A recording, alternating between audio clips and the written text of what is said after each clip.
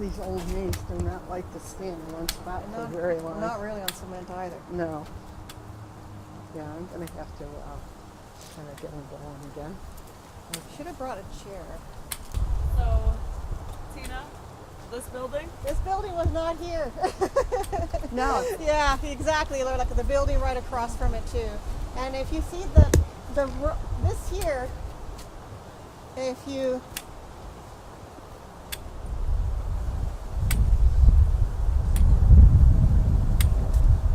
actually, you can still kind of see it here. This here is kind of looks like more of a way for people to walk, but this road is still somewhat here that you can drive straight across. Okay, I believe that there was like a small forest of trees right in this area.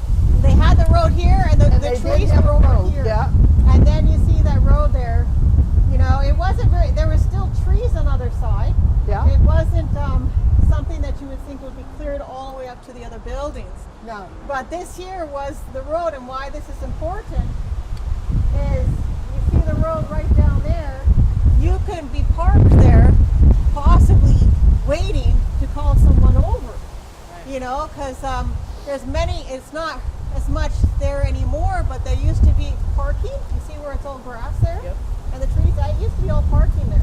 Oh yeah, And so that's how she I had used to gotten park, right? off the bus. Yeah, so she went off the bus, went straight there, and she wouldn't go through the back way because it's very dark stairways.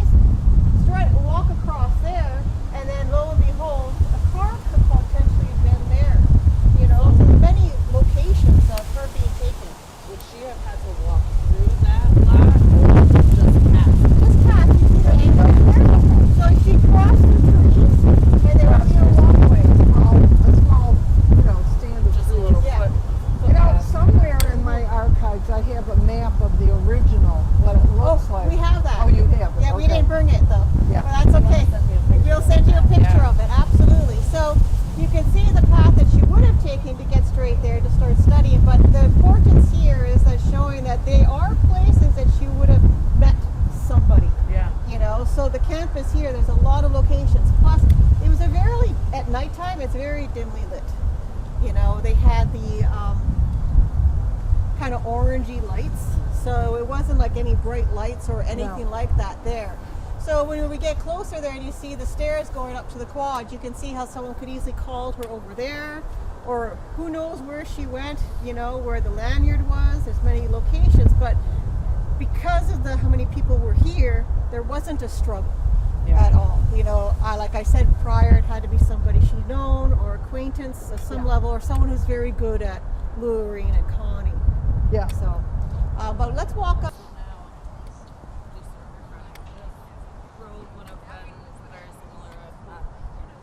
Yeah, this here looks more like a place just for foot traffic, but it was a road. It was a road. This It was was a a road. Yep. So pretty much it looks like here where it kind of changes. Yeah, where Yeah. it stops is where it looked like, straight across. Right. And they had a road that spanned right across along the stairs on the other side, Yeah. which makes sense for service and maintenance to be able to drive right up to buildings and go across as opposed to going on the ring road again. You can just jet across. Yeah. And this green area here was all parking too, Yeah. with trees. So there was a very lightly lit, as I said, the orange lighting here. Yeah. You know, you couldn't really see much, but there was always people walking around here. I know. Yeah. Here, granted, it's the middle of the day, but Yeah. only someone would see here at night too, and there's students everywhere. Well, Yeah. this is, I don't know how large in 98, but this is a pretty large student body. So Well, they had all these 4 buildings, and they had a couple of buildings outside the campus that were for married students, and other students lived outside. I'm not sure how many more student buildings there were. Do you?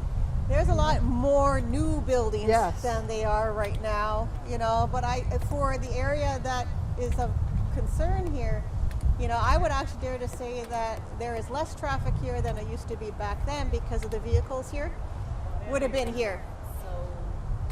so many other places to be. Yeah. You don't have to be right in this spot getting off the bus or going to these Yeah, Right. and they're walking here, like, so there's no traffic, there's no really people going by except for people taking the bus. So, you know, things are a lot more quiet here than you normally would expect back in '98, you know, when she went missing. So, but here's the Colonial Quad where Yeah. Susie lived. She actually lived on the other corner of it, which we can go and Yeah. check that here. But the main part that you have here is the road, okay? And so someone could easily been parked here in the dimly lit area with trees and could have called her over. You know, the thing is, even though we talk about someone that has a very conservative routine as opposed to other missing persons who have a very risky lifestyle, you know, It makes you easy to grab sometimes. well, not easy to grab is that, you know, if a person was watching her and got to know her patterns would be very easy, you know, because she was like clockwork. You know, she knew what she had to do, where to go for work, and so on. So there wasn't a big guessing game about where would Susie be. Right. And that's the one thing about when kids that age go missing, you know, people have to take in consideration what kind of lifestyle they had. Especially when it talks about Susie, is that she had a very conservative lifestyle, and it would have been nice if law enforcement was more on it when the parents were saying that, no, this is not her. She doesn't disappear without a trace. But it almost seems that that's something that has improved over the decades. I mean, yes, we do see more Amber Alerts and things of that nature, but I feel like it's always that kind of, oh, they ran away, or just give it a day or so, they'll come back home, maybe they're with a friend. Like, do you think that could have made any difference in Susie's case? I don't know. You know, of course, back then, they weren't looking for 19-year-olds. They were looking for kids up to the age of 18. And, you know, even now, you see a lot of runaways constantly. And, you know, after a few days or a few weeks, they find out they can't make it on their own and they come back. And Amber Alerts, I mean, you said Amber Alerts. How many do you get? Do you get a lot? Not very many, but I feel more than it used to be. Yeah, the reason I'm saying that is because in order to issue an Amber Alert, they say that you have to have actually witnessed that, you know, somebody, Kidnapped. kidnapping. Otherwise, they're not going to issue an Amber Alert. But for, like I said, 19-year-olds, hey, they're 19, they can do what they want and, you know, Well, I whatever. know you were a champion.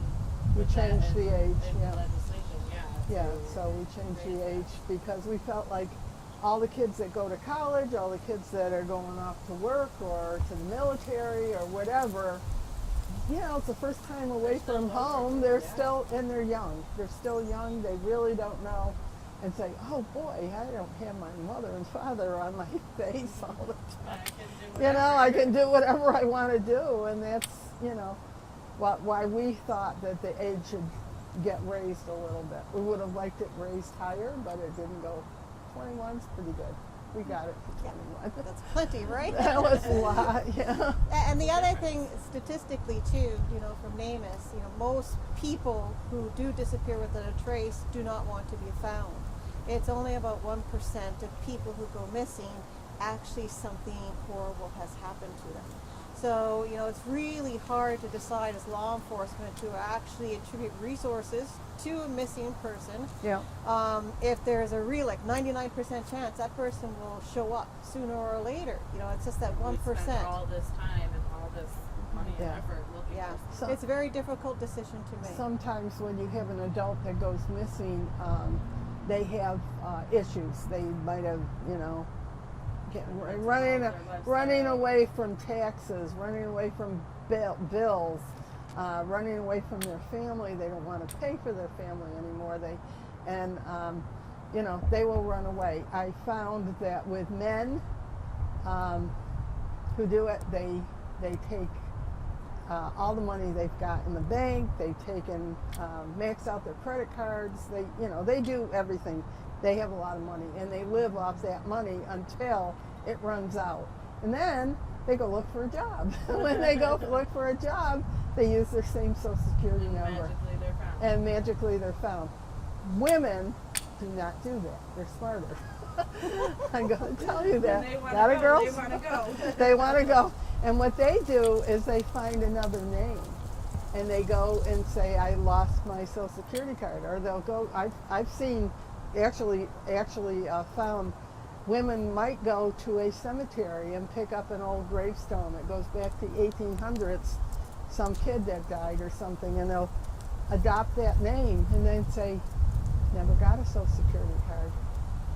Get a new Social Security card, and then they become somebody else. So you can't trace them with their Social Security cards. You can trace men, but you can't trace women. So I don't think she did that.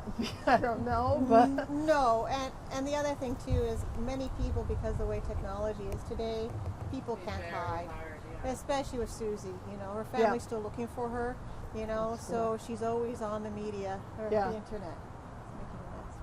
Anyway, so So I just want to ask you a couple questions while we're here about how you've been able to keep such hope and how you've been able to inspire and help so many other families while dealing with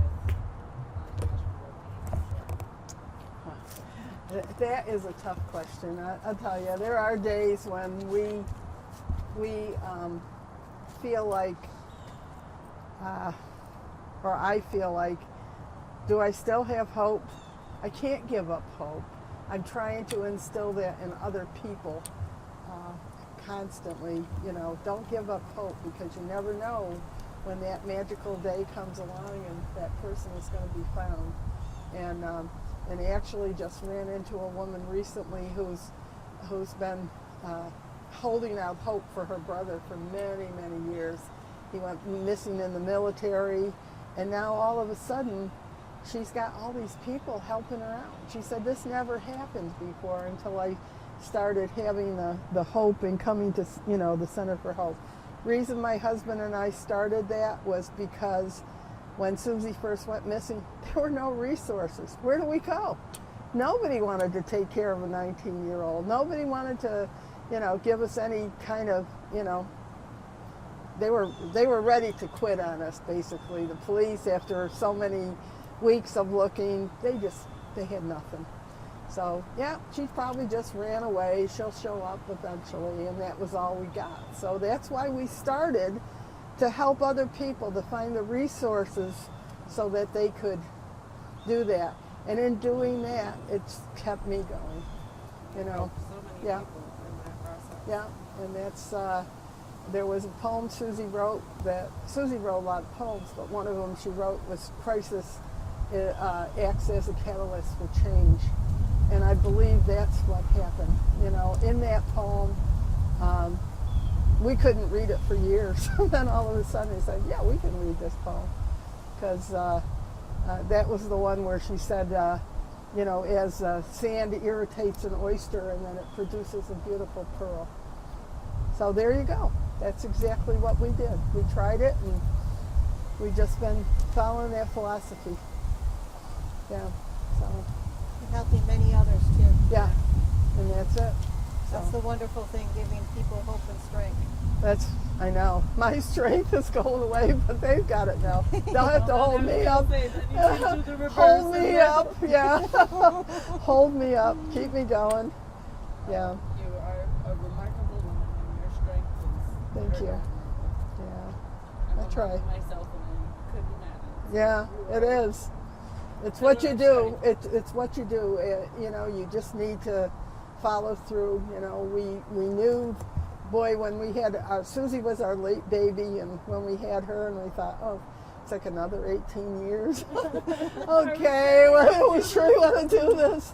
And you know, we got her up and got it to college, and we thought, okay, we're ready. You know, my husband retired early. We're ready to travel. And then she went missing, and so we spent the rest of our days doing this. So, yeah, so that's it. Yeah, just helping other people.